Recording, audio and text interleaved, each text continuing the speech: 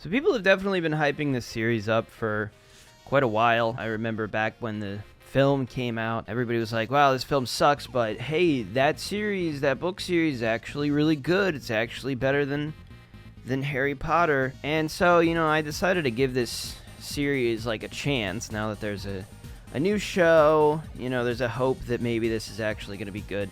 I've never read the books. I don't know anything about them. I'm basing this entire review, I guess, on just the show by itself. I honestly haven't heard anybody watching this. I think I might be the only one watching this in the world, but I'm going to review the first 4 episodes so far, which I think is all that's out, at least at the time of me recording this video. First impressions are not good.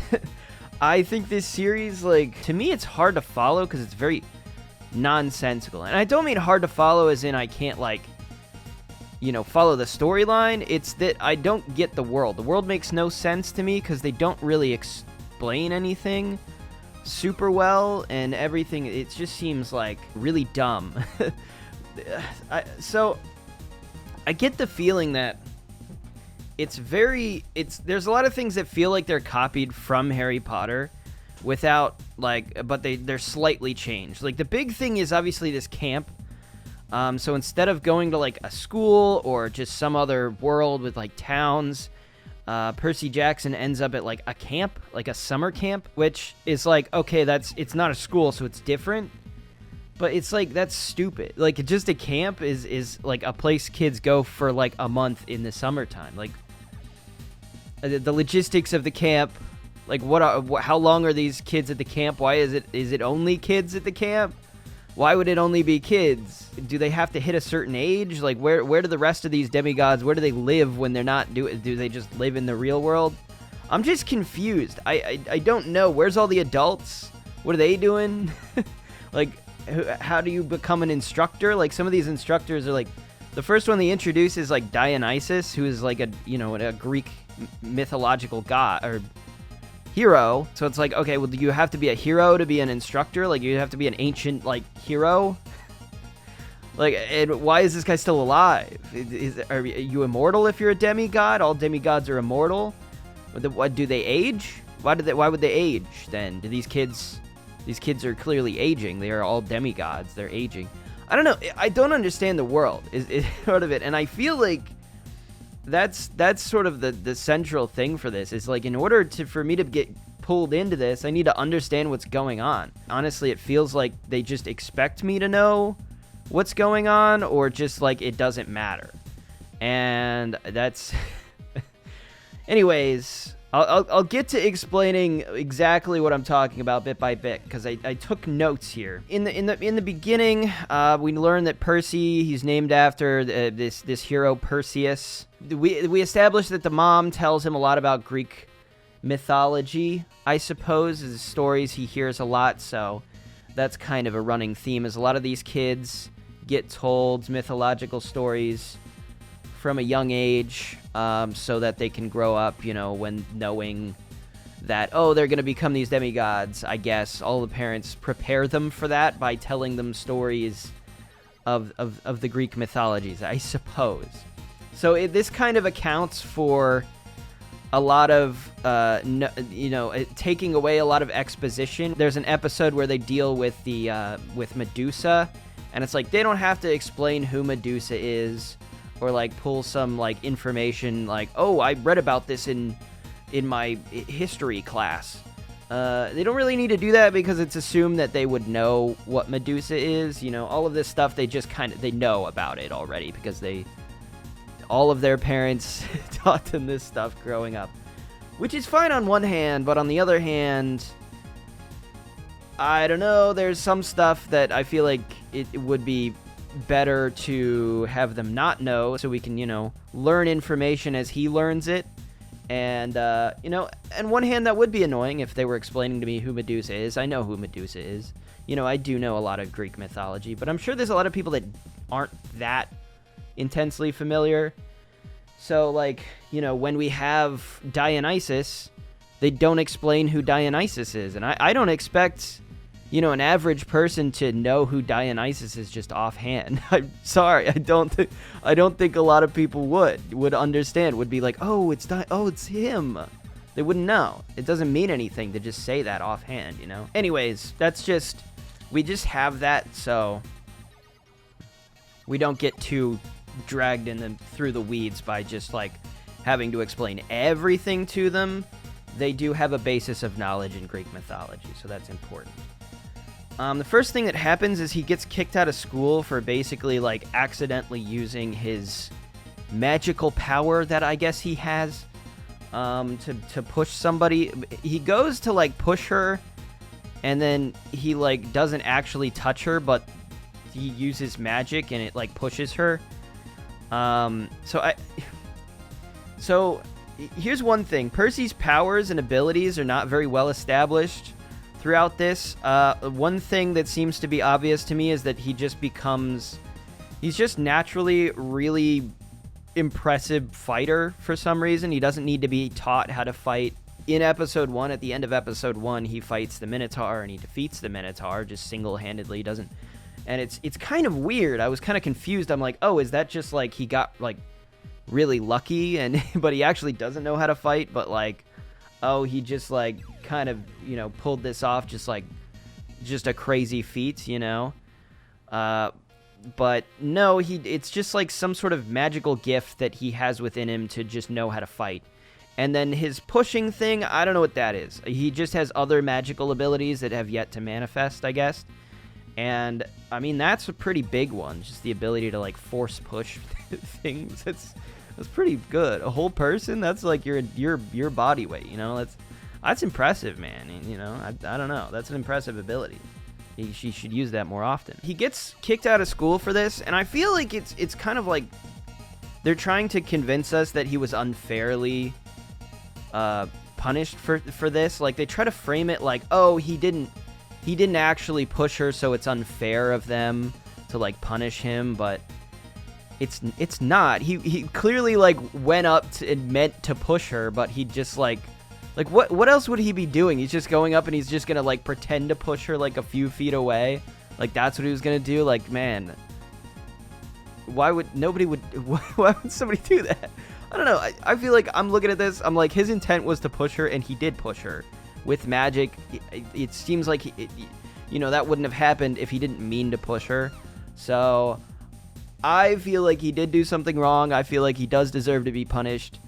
He does get kicked out of school for that, which I think is kind of maybe a little over the top in terms of punishment. Like, you usually have to do something like really bad. Just like shoving a student, another student is like, oh, well, maybe you deserve to be at most like suspended, I think, for like a week or something, just for pushing another kid into a fountain. Like that's a pretty aggressive act. But actually being kicked out of school for that, I think, is a little over the top. We do learn that one of his teachers that was apparently there the whole time, nobody else can see her. She's apparently not real, which is another part of this world that I don't particularly understand. So there are elements of the mythology world that people can't see, or they perceive them as other things. So, for example, there's later on in the 4th episode, there's a dog, which is actually a chimera. So it's a tiny dog that people see the tiny dog, but they don't see that it's actually a giant chimera, which the demigods see that it's a giant chimera. And then its ability to act within the world is based on its chimera appearance. So, for example, this tiny dog wouldn't be able to smash through like a door, but the chimera can, because it's actually a chimera, so it does start smashing through doors. But it's like, what do people see when that happens? I don't know. Like, it's very confusing, Like, what they don't show the dog like smashing through the door, so I don't know what that would look like. But then we also have this teacher who's clearly like real, like her human appearance is, I guess, would be perceived by people, but her monster appearance wouldn't. But I guess this scene implies that her entirely doesn't exist, and yet Percy seems to think that she exists as an instructor. or a teacher. This is what I'm talking about. It's so confusing to like follow what the hell the lore is and what actually makes sense. So she's not real, and she's like some sort of fury or fates. I don't know. The first thing we're introduced, his dad, he's got this deadbeat shitty dad who is basically like, he's kind of just an asshole and doesn't do anything. He doesn't have a job. So he's just sitting there being an asshole, I guess. I'm not crazy about these themes of like just having some asshole deadbeat dad. Dads get shit on way too much in these kinds of things, you know. It's just a little unfair. And then the length to how they like put the mom up on like a pedestal of like goddesshood, like, oh my god, she's so beautiful and like wonderful. Like, you should see the scenes in this show of like how they portray his mom. Like, she's some kind of like literally like a goddess of some sort, even though she isn't. She's just a human who I guess just slept with a god. It's technically not married. She just had a kid with a god. Spoilers, I guess. We haven't gotten to that yet, but Percy is a half god. Okay. We get to this ridiculous scene where his mom is like sitting, she's got the window open and she's like sitting out in the rain, and it's so funny because she's like sitting out in the rain and she's listening to, literally it was an Olivia Rodrigo song, and I'm like, she is too old for doing this. This is something like a literal teenager might do and think they're being like emotionally like cool. I don't know. It's I can imagine like a teenage girl doing this, you know, but like a fully grown like 30-year-old woman doing this, listening to Olivia Rodrigo of all people, like that's not. It's so ridiculous and silly. I'm just like, wow, it's like, are they trying to show she's like insane? She's like crazy. Nobody would do this. It was so weird. Percy explains to his mother like, oh, here's what happened, and she's like, oh my gosh, you're starting to see the mythological world. Now they're gonna come after you. So she has to go and explain everything to him, and it's at this point that the Minotaur attacks and supposedly kills the mother. He just kind of makes her disappear, is what we see. And then Percy gets mad and he slays the Minotaur, which gets him a few points at the camp later on. The kids being like, wow, I don't believe that you did that. It's like pretty easy. You know, it's like Harry Potter killing or surviving Voldemort. It's like, oh, you get points just for existing, you know, just for having that, doing that. Well, he's already got the praise of people, and you don't have to like, I don't know, do much else. It's just he's got that one act under his belt, which is pretty impressive and allows him to sort of shine a little bit brighter than the rest of the students right off the bat. The one thing I want to talk about before we wrap up, this is episode 1. That's the end of episode 1. It's revealed that his only friend in school is this satyr named Grover. So Grover, it was literally his only friend. He didn't have any other friends, which honestly I find kind of pathetic. You know, it's kind of like sad and pathetic. It's like, again, kind of Harry Potter-esque in that Harry Potter didn't have any friends, but the reason he didn't have any friends is because he was like cooped up under the stairs. He literally couldn't meet people, you know. It wasn't like, but it's like Percy is just like a loser with nobody likes him. Why? Like, how does that happen? How does it happen that you have 0 friends? Because, you know, I feel like they're trying to be like, well, he has Grover at least. He has Grover, but no, like Grover was only like assigned to him to protect him, so he didn't even make that friend technically. It was just like, it was a friend that was like assigned to him. And I'd also like to argue that if that happened to me and my only friend turned out that like, oh, he was assigned to protect me, and so I actually had 0 friends, I would be fucking pissed. Like, wouldn't you be furious or at least, like, devastated by that information? And, like, Percy doesn't react to this at all. He's just, like, kind of surprised. I'm like, bro, that's like, life-changing information. That's just like, oh, I thought I at least made 1 friend. But no, you didn't. You didn't make any friends. Nobody likes you, dude. It's Like, what? Wow, like, how shitty, like, how, I don't know how that's possible in the first place, but, like, how shitty you would feel, if that were to happen. So, I don't know, took me out of it a little bit to see that he didn't react to that as much as I would have expected him to. And I also feel like this is a really cheap tactic in order to make mythology worlds seem way better than the real world. Is like, oh, well, he didn't have any friends in this world, but look how easily he makes friends in the other world. And it's like, honestly, I just kind of hate that. I don't like that. I think it's kind of cheap to make the other world seem better. And at the same time, I mean, kids reading this book are gonna, they live in the real world. So what do you want them to do? Like, pretend they live in a different world? Just disassociate or something? Like, oh man, it sucks that you live in the real world. I don't know. It's just kind of like, you obviously, the real world, there's good things about it. And I feel like just saying it sucks and it's shit, and saying this other world's way better, it's just kind of like, not a good lesson. Not a great thing to, like, teach children. I don't know. It sucks. I feel like you're gonna ruin people's just general vibe. Anyways, it was pretty obvious to me. Last thing I want to mention. Oh no, there's two things I want to mention. Furthermore, the mother, I think it's pretty clear that she's probably not dead, due to the fact that she, like, disappears into dust instead of, like, being, crushed and her eyeballs popping out of her head or whatever. It's like, oh, she probably, like, disappeared somewhere else, and then we're gonna find her later or whatever. I wholeheartedly believe that that's gonna happen, and I think it basically is confirmed so far that, like, I think somebody says, like, oh, his mom's probably alive.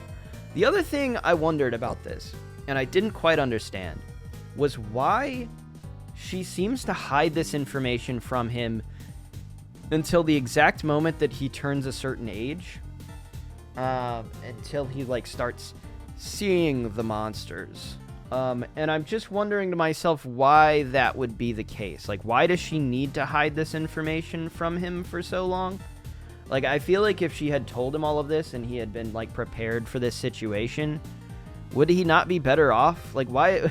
Like, it seems like it's a natural thing that the monsters are going to attack him eventually, right? The monsters start coming after him because he can start seeing them. So, like, that's why they start sensing him and being able to come after him. And they wouldn't just because he knows about his, like, heritage and all of this information. She kind of teaches him this without, like, flat out telling him, like, this is why I'm teaching you all of this. It's just, again, another, like, sort of quirk that I don't quite understand. Why she needed to hide that information. Including the identity of his father, his real father, is completely hidden to him even as she disappears. That information never becomes known to him. So he doesn't even know who his mom slept with. As short-lived a mystery as that is, as we find out in the second episode, but I didn't really get why she had to hide that information. And I also feel like it's part of the running theme here of Percy not really reacting appropriately to certain situations. To find out his mom was lying to him his whole life, again, is maybe another thing you should react to, Percy, in some way. Have some sort of reaction. Emotional undertones, emotional depth. He has absolutely none. It, like, infuriates me. This character is, like, the worst character ever. He's like a wet napkin, dude. He sucks. I hate him. Anyways, that was episode 1. Look, furthermore, I'll tell you why I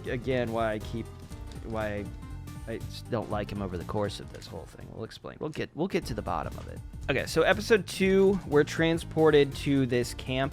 Part of my issue with this world is definitely how does it exist? Is it just the camp? That's the world. That's the mythological world, or is there more to it? Where are the people? Do other people live in this world? Is it a whole world, or is it just that's part of the world? First off, why is it a camp? I kind of already went over this. Why is it a camp? Why are there only kids here?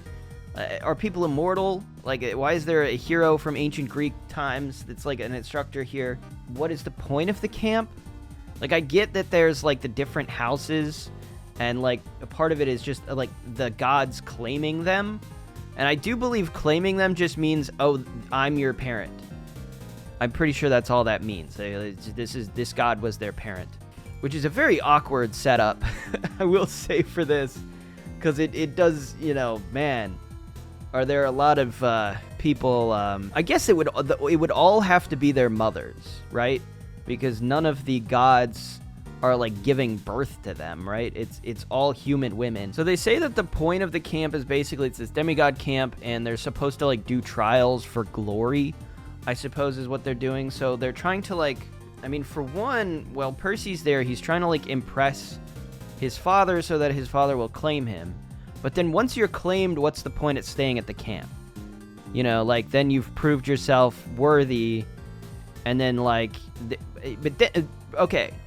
So after this, Percy's given, like, a mission, right? He's given, like, a mission to go do something, and it's like, I guess the camp is, like, now a hub for being given missions, like Naruto or something. But in Naruto, it's a village, which is the hub. It's the Hidden Leaf Village. It's a village, which makes way more sense that people live there, because you need to be, like, you can't just live at a camp, you know?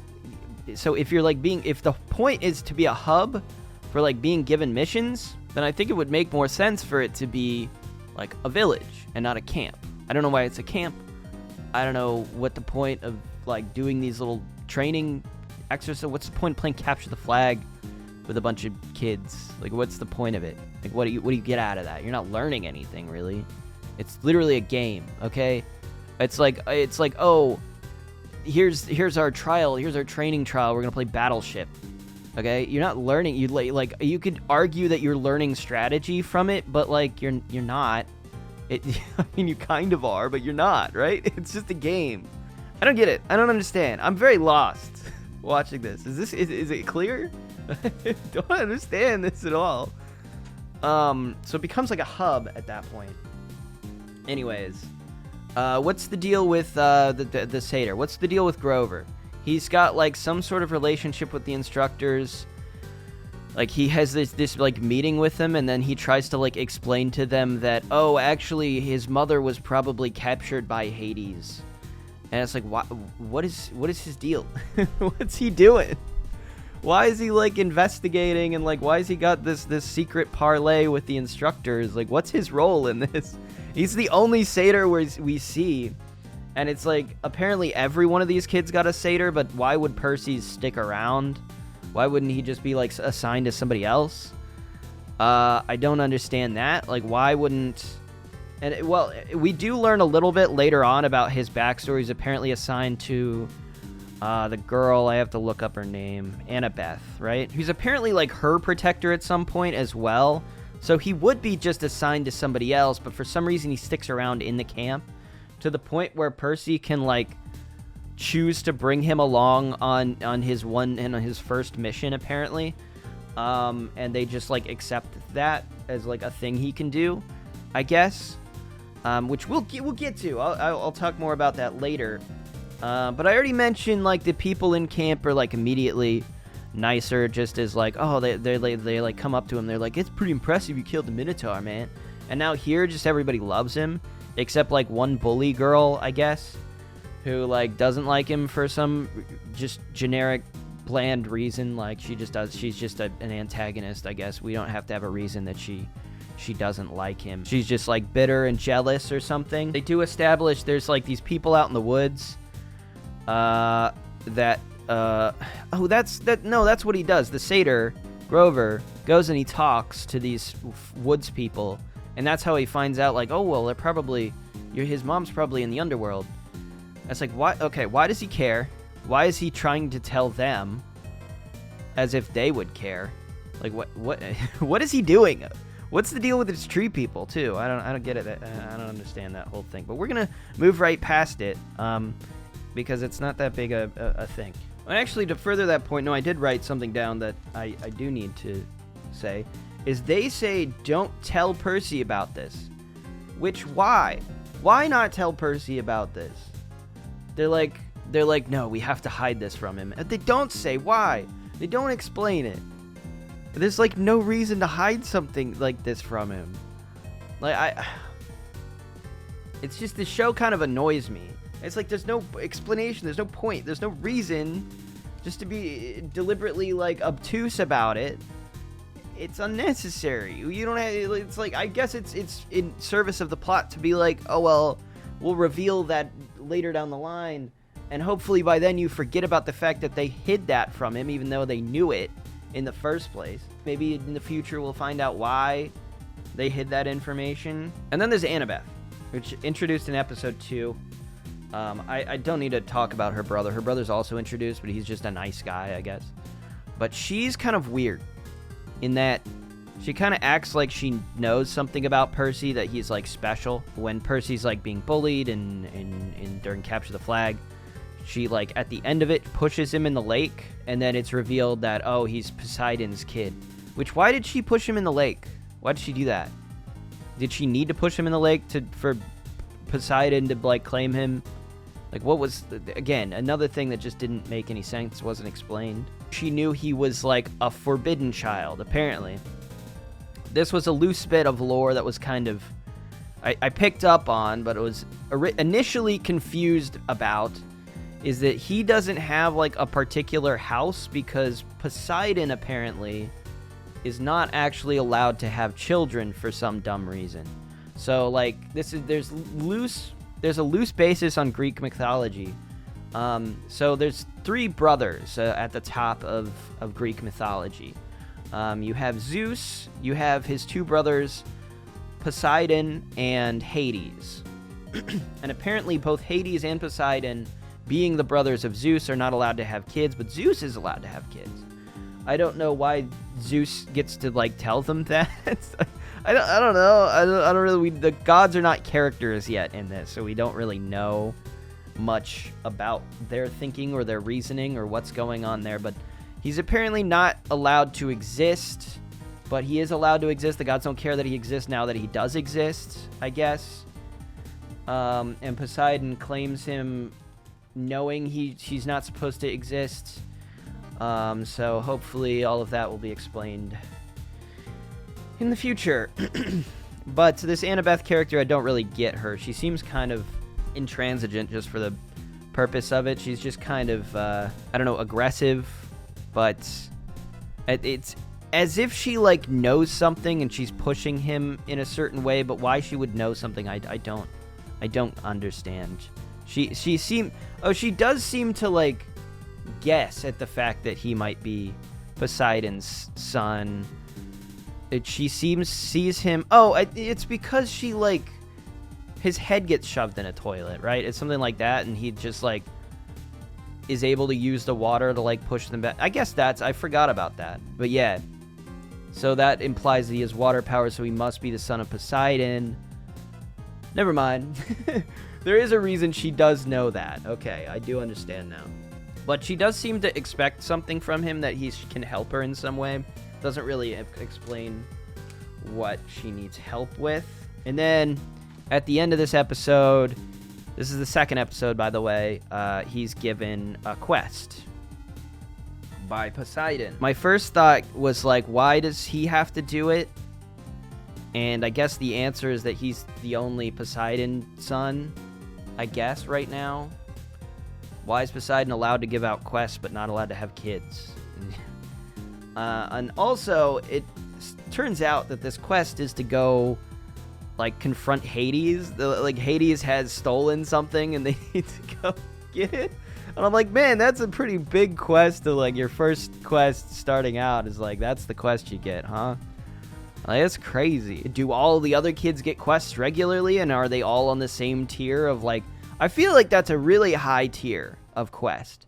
That's like a 5-star quest, you know? Like, that's maybe even a 6-star, like, black quest, you know? Like, oh, this is, like, only for people that are crazy. I don't know how much I'm allowed to question. I question so much, and I don't know if it's fair of me to question as much as I am.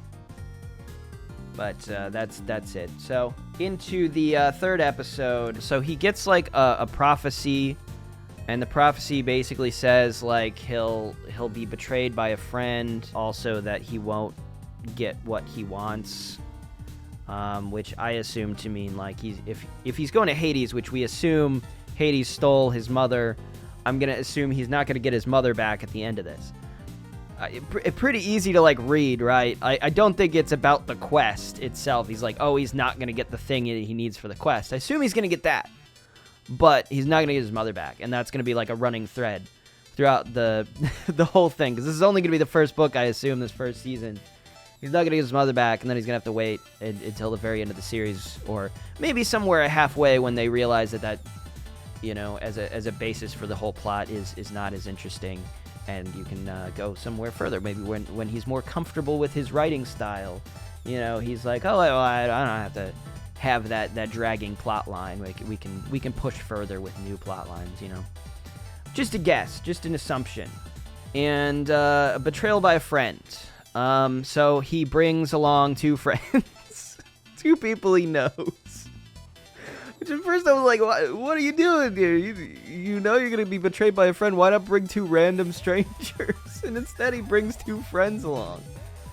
And, okay, so he explains it a little later that he brings Annabeth along because he's like, there's no way I would get along with her. And I'm like, oh, well, I guess, but you already have, like, a parlay. So I kind of assumed they were, like, they would be considered kind of friends at this point, because they just kind of know each other. But yeah, she has been kind of mean to him, so he doesn't really consider her a friend. He's like, I never get along with her. And I'm like, oh, I get that, I guess.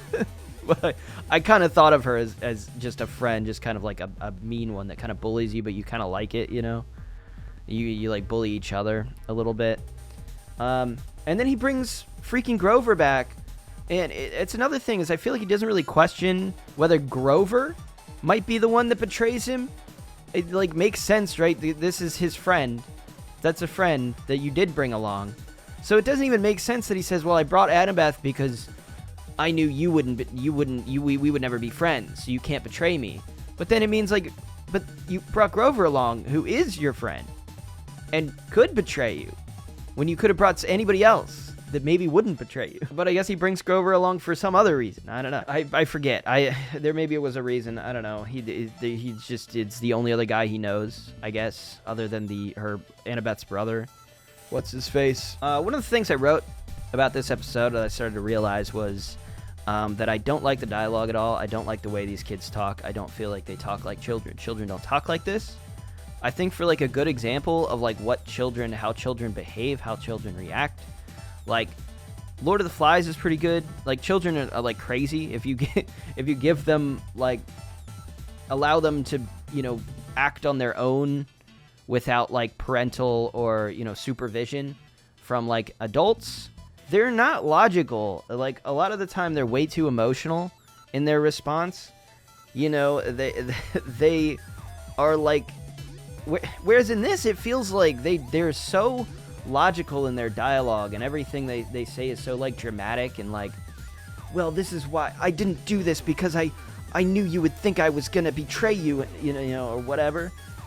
And it's just like this very just awkward dialogue. They don't sound like children. I don't like it. It really bothers me, and it also leads into like how I feel about Percy specifically as a character. Is his just inability to react to situations, to stuff being kind of unfair, and just kind of have any sort of emotional response to anything.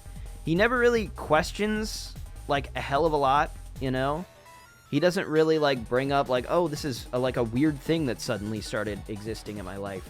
I believe episode 3 is, like, where the Medusa shows up. Yeah, the Medusa is episode 3, and he just kind of accepts the fact that Medusas exist in the world. He doesn't, like, seem to question, like, oh, this lady lives out in the woods. Like, this is the characters, like, what they're supposed to do. You know, like Harry Potter, he goes to the wizard school, he knows nothing about the wizard school, so he questions everything. He's like, wow, that's crazy that you have, like, a chocolate frog. Like, how does that work? He's like, you ain't heard of chocolate frogs, mate. You've been living under a rock, mate. You know, and then they explain it to him. Percy doesn't question anything, so that's part of the reason I don't understand anything, is because nothing gets explained, because Percy never questions anything.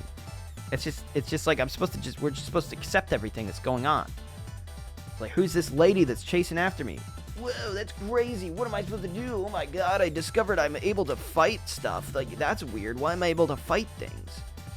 He never has any questions to ask. He's just like perfectly confident and stable, and like he's annoying because he seems to also just pretend he knows better than everybody else. Despite the fact that he shouldn't know anything about what's going on. Like, these other peoples are way more experts in this world than he is. Like, why is he not the, like, underdog, the guy that doesn't know what's going on? You know, is Annabeth, this is a perfect point for Annabeth to, like, you know, show him up. She should be showing him up far more, because she should know more about what's going on. She should be better trained, you know, and it's just like, no, Percy's got, you know, he's a bit hoity-toity. He's like, oh, I know better than everybody else. And because he just does. Because according to the story, he just does. He just does know better than everybody else, apparently. But yeah, my major point is the dialogue's really bad. I don't like the arguments they get into. It's logical. Kids don't argue logically. They get mad and they say unfair shit, and they're selfish and they're horrible. You know, Lord of the Flies is good. I think one of my favorite movies that I feel like really captures childhood is a movie called Where the Wild Things Are. Spike Jonze film. It was one of my favorite films when I was a teenager. Haven't seen it in a very long time, but it also captures that sort of character that is not, it's a child. They are not logical inherently, okay? And that is the major thing, is like them needing to learn those lessons and figure out how to be a human being, you know? Even though you have emotions, you still have to think.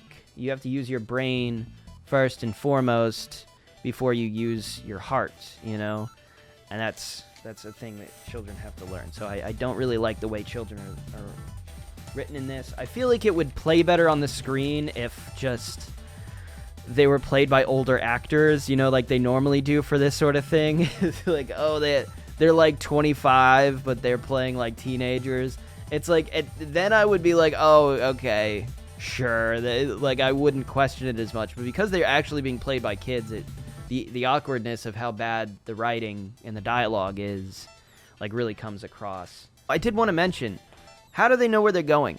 It was not explained to me. I even, like, rewound to the beginning to, like, figure out how they know where to go. But they just seem to, like, know where to go. I don't know. All I know is they're trying to get to Hades. And so they're like, all right, let's start. And where did they start? They start in, like, gosh, where do they start? They start in, like, a city, and then they're like, we have to go to San Francisco. I'm like, why did you start here then? Like, how does this work, man? How does it work?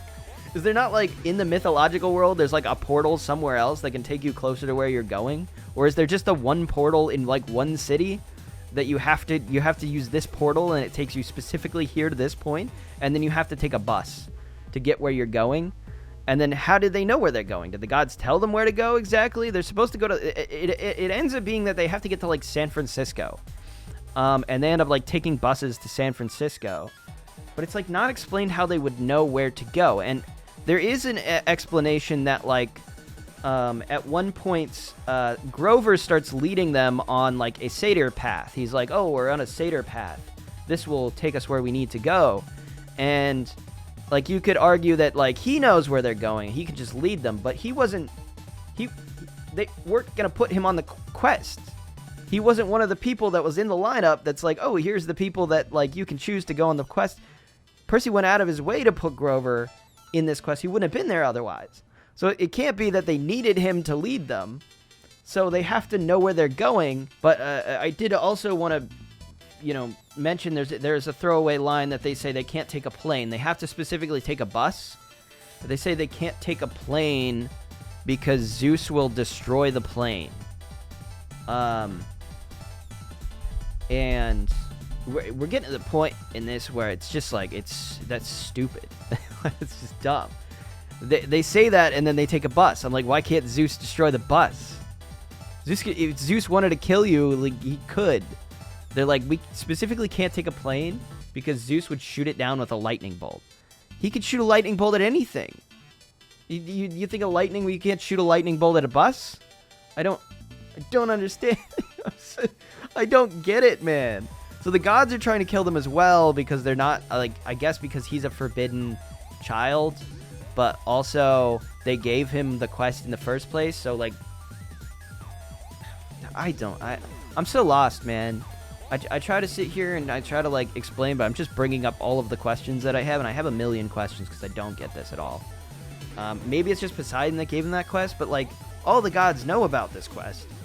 They would have to, because it was given, like, everybody, they line up the demigods, and they're like, hey, it wasn't given directly to Percy as if it was, like, a private message. It was given to the whole, like, the instructors of the camp. The whole camp knows about this. How do the gods not know? How could the gods not know? There's no way. They would know that this is going on. But they mentioned that the gods are, like, trying to kill them also. I hope somebody who's read the books can, like, explain all this stuff and is like, yeah, it's just really badly explained in the show. Because that would really help me out here, because this shit is awful. Is the book really this bad? Because if it is, I'm so mad that everybody was like, gosh, this book series is so good. It just didn't give it a chance. The adaptation is just bad. It's like, from what I'm seeing here, if this is close to the book at all, this is terrible. So there's another throwaway line in this. They said that near the back of the bus because they're like, strong smells will dissuade the monsters, will, like, cover their scent from the monsters, which doesn't seem to work because the monster does find them anyway. But I don't know. I did find that kind of a weird, like, little tidbit of lore to throw out there, that they can hide their scent. It kind of implies that the monsters are, like, hunting them by scent. Is that how they're hunting them? Is that how that's happening? I guess maybe there's no other way to explain how they are being hunted. But, like, even by scent, like, you have to have a vague idea of where they are in the first place. And the monsters seem pretty capable of being able to find them pretty easily. This is kind of a thing that maybe doesn't matter when you're talking about something like this. They find them because they find them, and you don't need to think about it. But I think more explanations over less explanations would be a lot better. It helps me appreciate and respect your world building a lot more, because so far the world building is absolute utter dog shit. So they fight Medusa. I definitely thought Medusa was going to be, like, a bigger threat, or going to be, like, more, involved in the plot line or further plot lines as, like, a bigger villain. She's defeated in this episode. So she shows up. She's apparently, like, put out a station on the Satyr Trail for some reason. I don't want to think too much about that. She explains basically to them that, like, aren't the gods bad? They're actually bad, aren't they? Isn't that crazy that the gods are bad? And Annabeth doesn't seem to believe that the gods are bad. Percy seems to kind of at least somewhat question the gods being bad, where again, they did tell us that the gods were trying to also kill them for some reason. So at first, like, okay, well, I guess they are bad in that way, but they're actually not.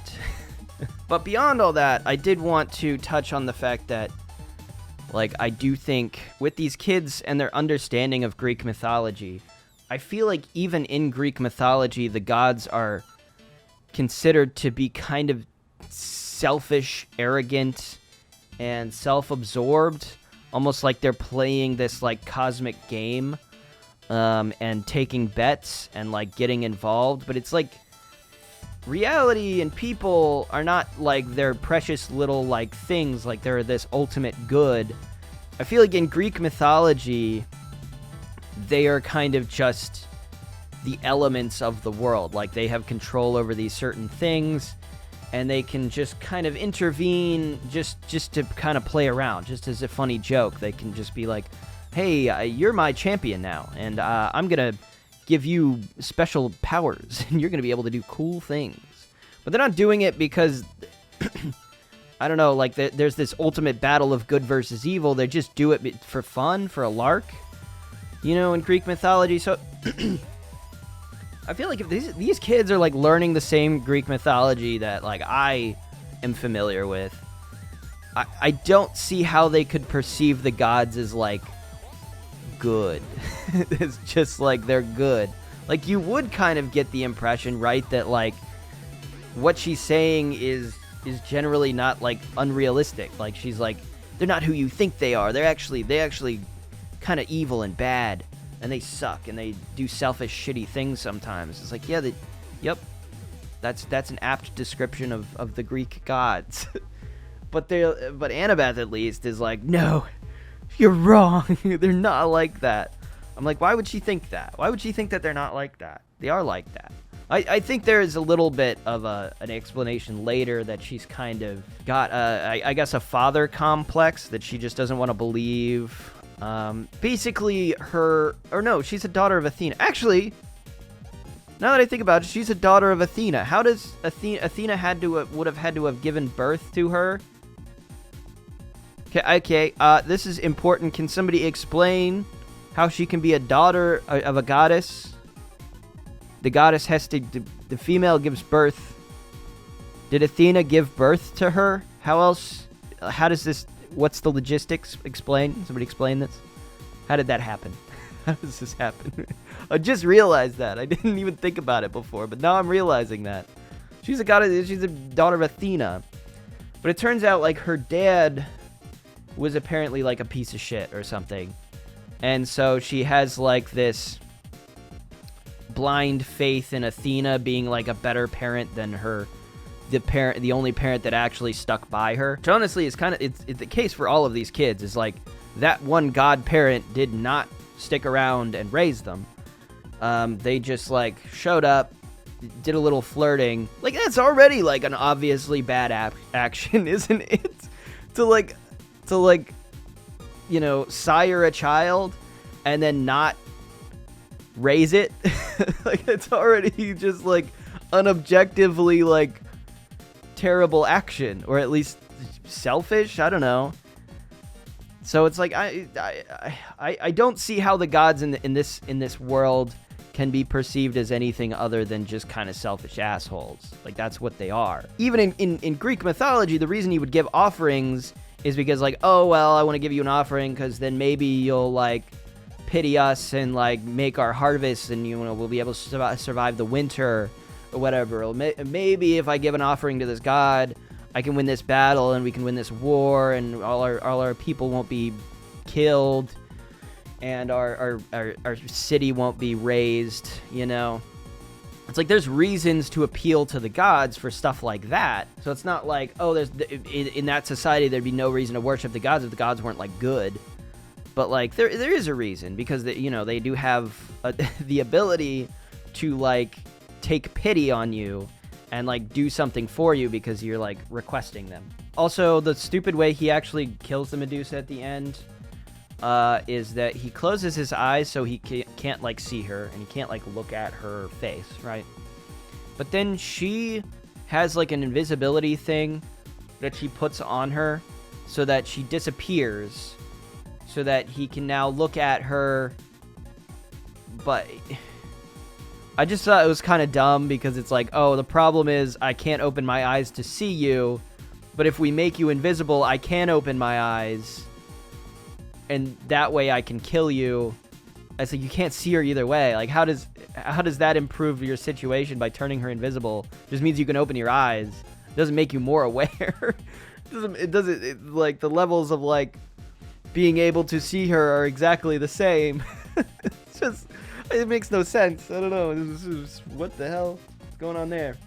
Episode 4. So there's a point in this episode where Percy is like, gosh, I feel like the problem is I was like really losing interest, and so I'm trying to even remember the exact like circumstance. I think what was happening was he was swimming in a pool with his mom, and he wasn't like doing well or something, and it's just this small child who's like talking to his mom, and he's like soothing her, and he's like, just breathe, Mom, you always tell me to just breathe, Mom. And I just find it I'm put off. I'm put off by it, okay? I'm just like put off by the whole, here's Percy, and he's this perfect little boy, and he always knows the right thing to say, and he's got a heart of gold, and he's just like perfect from the get-go. They're implying that maybe he taught his mom more than he learned from his mother, I don't know. It just seems like he's like soothing her in like a ridiculous situation where it's like this is her teaching him how to swim, and he's like easing her anxiety about it. It's like, do you have any anxieties? Like, have you ever actually needed to hear the words "just breathe"? Have you ever actually needed to hear that, or have you just always been perfect? Like, learning how to swim is a perfect, like, you know, set piece to be like, oh, here's him being anxiety. Here's like a situation in which she maybe would need to tell him that. It like doesn't make sense that it's the other way around. Because like I'm having trouble imagining a situation in which he would be anxious about something.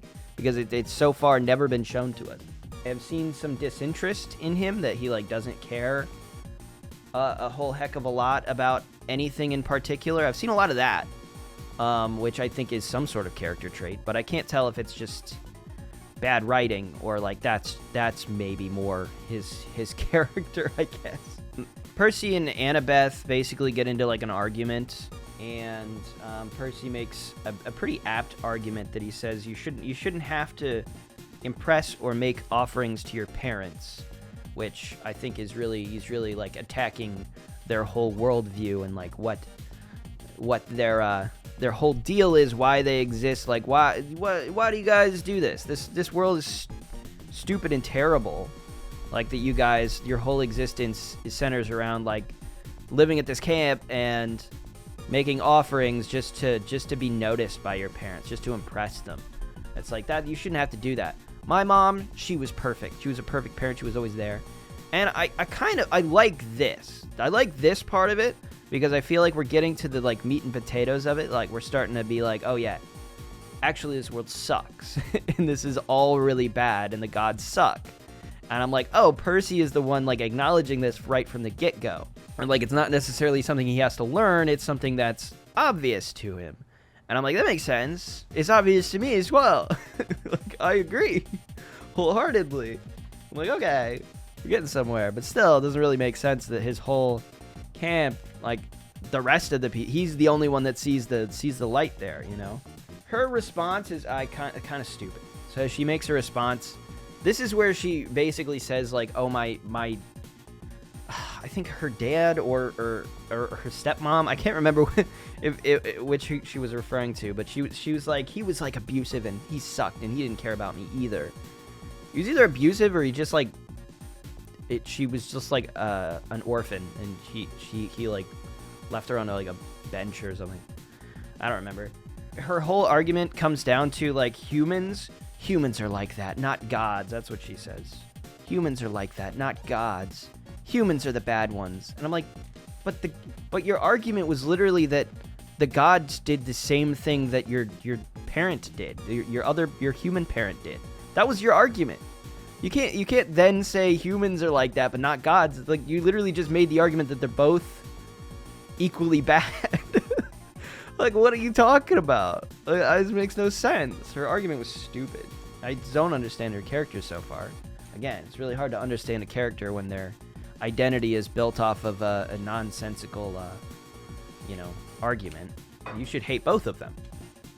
But you don't hate the gods for some reason. I don't understand that. I don't get that. As me, the person watching this, I don't understand that. I did forget to mention at the end of the episode 3, they cut off the head of the Medusa, and then Percy sends it to Olympus, and it doesn't seem to be like particularly explained why he does this.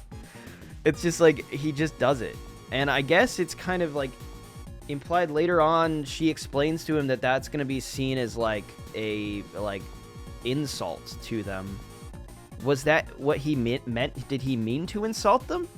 But like, why did he do that? The only reason I can think is because like he thought it was just dangerous, and so he wanted to send it to them so that it wouldn't just end up in the wrong hands, which like makes sense to me if I'm just supposed to guess as to why he did it. But also maybe he meant to insult the gods because now we know that he kind of understands that the gods not that great people. Maybe he did it on purpose. But the way she has to like explain that to him implies to me that like they're trying to indicate to me that like he doesn't know that. don't know. I don't know why he sends the head. This is the problem. You know, why don't they explain that? Explain that. This is such a simple like plot point that like you can't just do it and then not explain why they're doing it.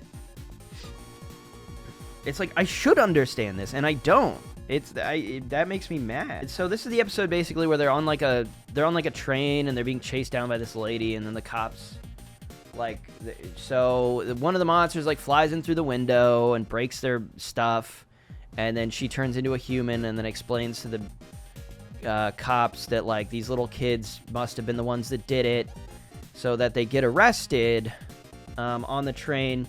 I have a few questions about this. For one, why are there cops on a moving train? Why are there cops on the train? How did these cops get on the train? Why would the first thing you do when you're on a train, you call the cops? Are there always cops on trains?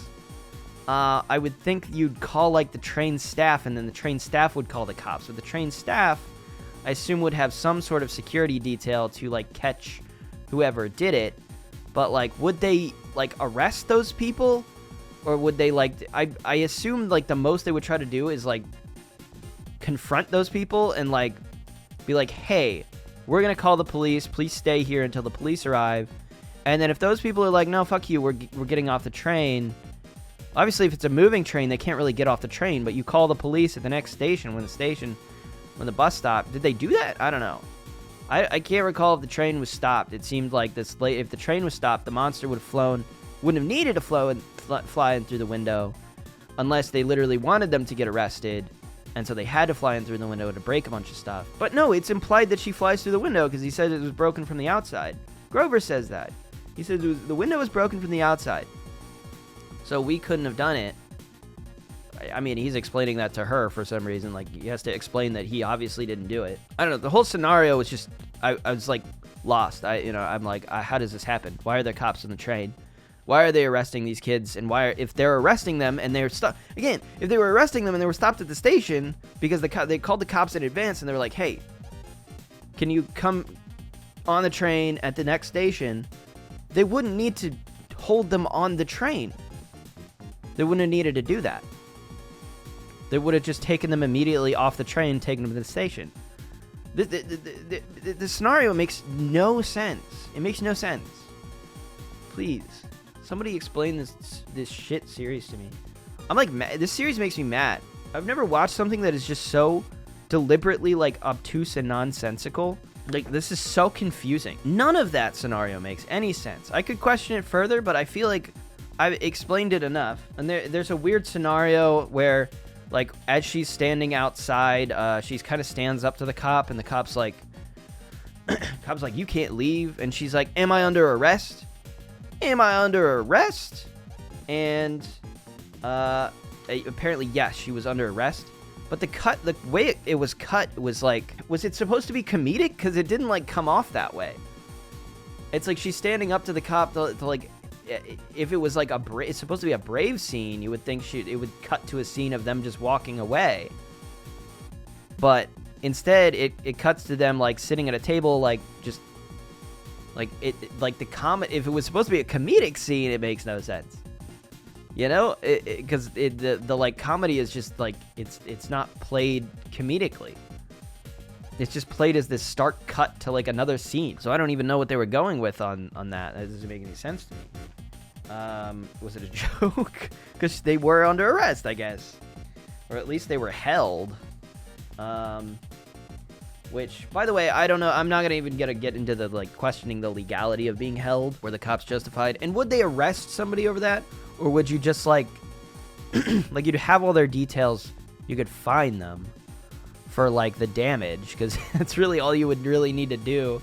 Be like, all right, we're gonna send you a bill to fix all of this. Is there like is that a crime? Would you count that as a crime if you just like a destruction of property? I guess. Like, would you be arrested for that? I don't know. I don't know enough about the legal system. But in my mind, I'm like, you could just send somebody a fine. Like literally, that's all you would need to do. I think you would face like prison time or anything for that. I don't know. I could be wrong about that. That's a legal argument. I don't know, but that's just how I view it. So this is where the dog appears and starts smashing stuff. Anyways, they escape because the cops do see the thing being broken behind them, and they turn around, and then they're able to somehow get off the train after that. And then they make their way, I believe by taxi. I think they get in a taxi, and they make their way to St. Louis in Missouri. They're in Missouri now.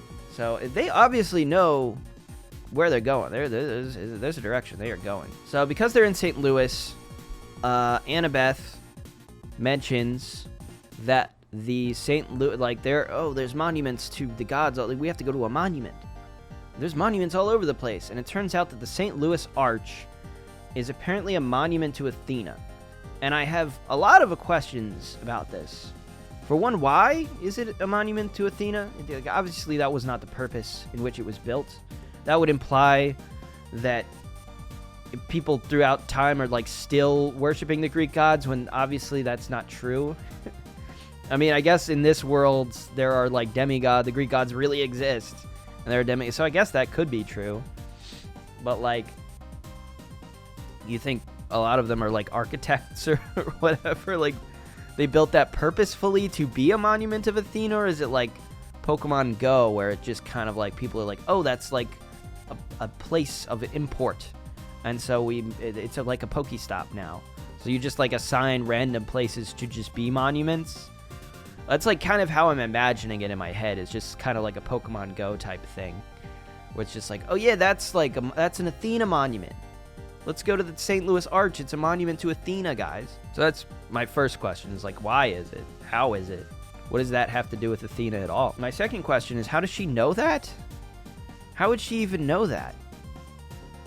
Who told her that?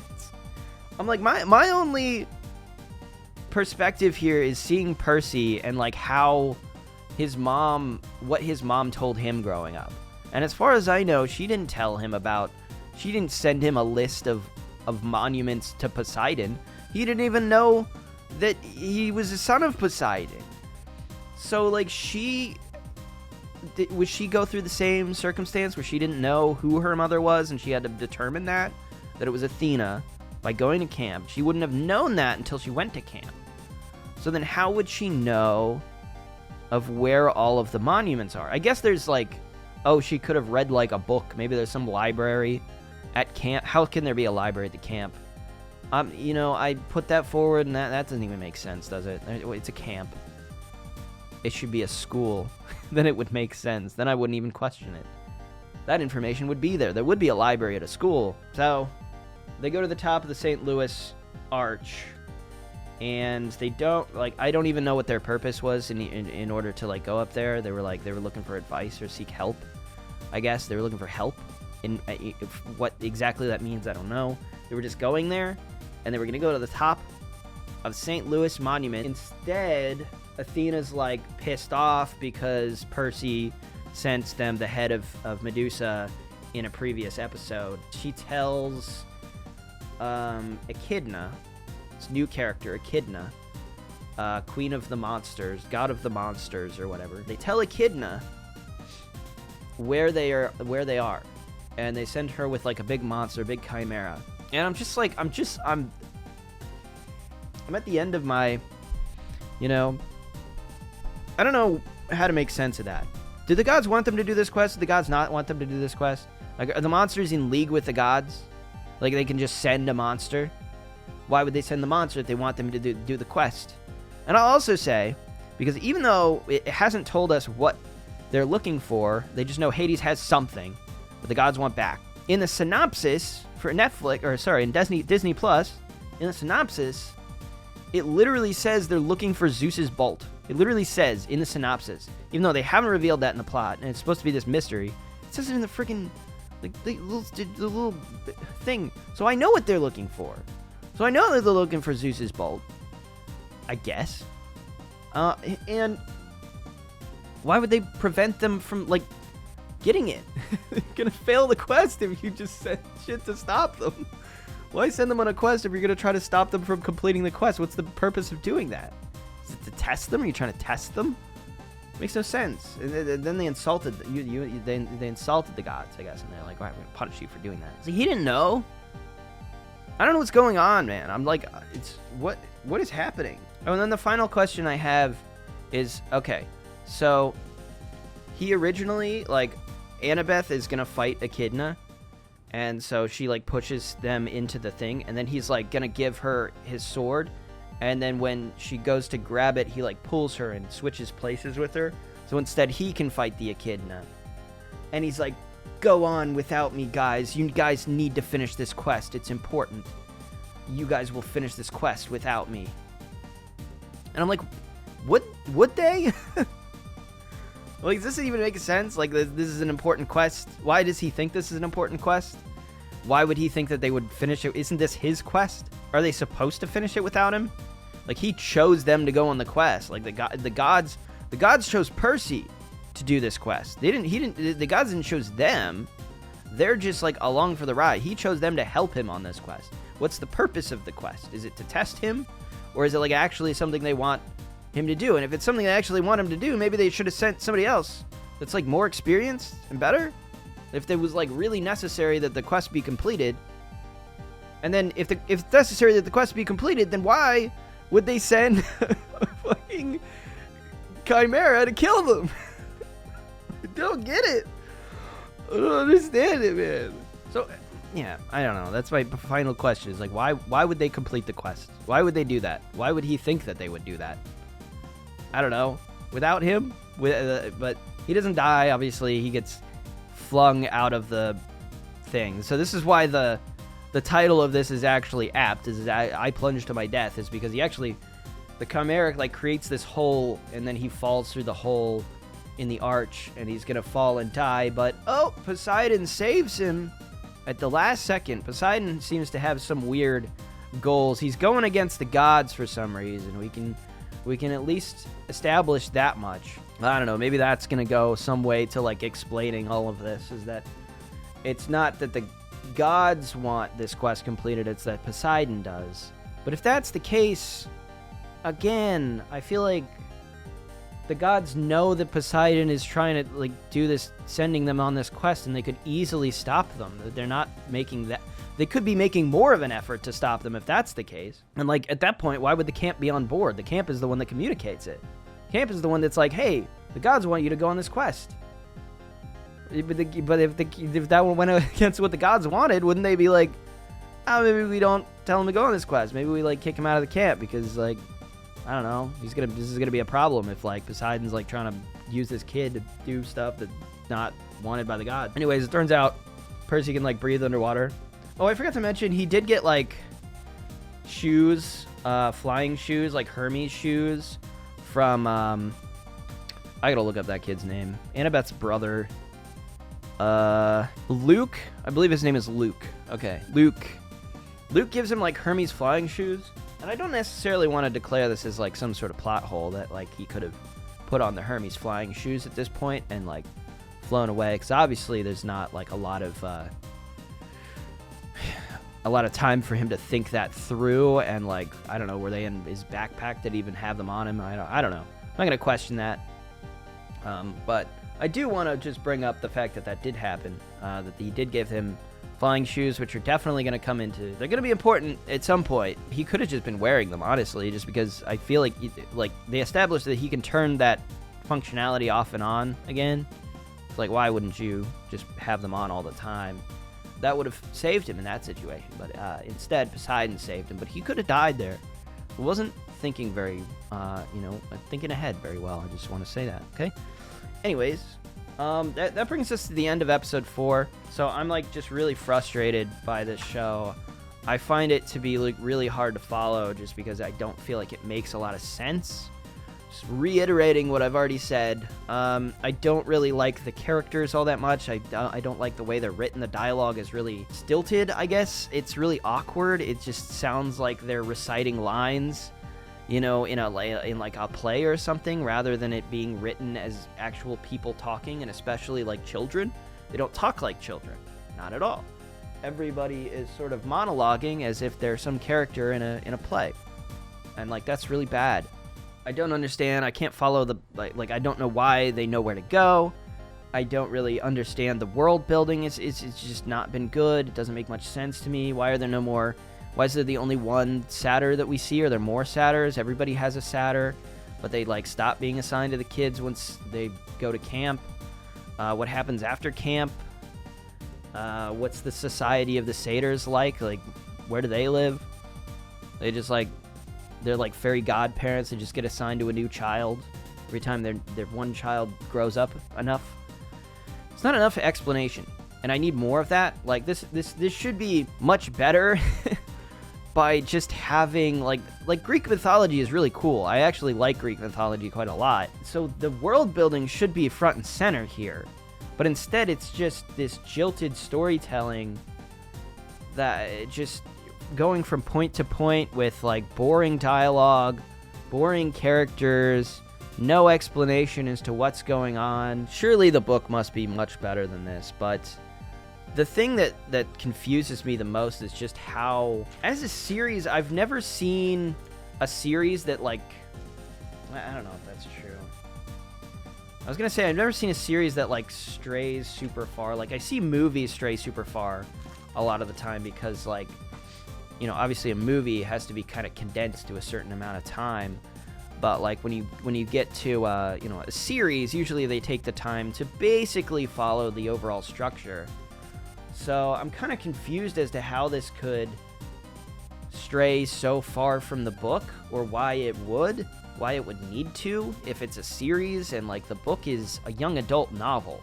Like, surely there's no reason to stray that far from the source material. So if they are, I wouldn't really understand that either. So if this is following the book pretty strictly, then I feel like the book's not as good as people say. The book might actually be bad, guys. This might be a bad book. It might be just a piece of shit. But I don't want to say that because I haven't read the book. I'd have to read the book. But anyway, so I'll probably watch the remainder of the season. And I do want to do more videos kind of in this vein of just like reviewing shows and stuff. Anything that I find might be interesting. I don't know why I picked this as like something I could review, but I did. I don't want to do too many things, but from watching this, I just thought it would be something I could put my hat in the ring and talk about. So yeah, if you enjoyed this video, if you watch this whole thing, I think right now I'm looking at the recording, it's like an hour and a half, so see how I can push that down. But thanks for watching. If you want to see more, let me know. If you enjoyed it, let me know. I don't know, subscribe, comment, like, do all that. Everything helps. And I will talk to you guys later. Goodbye.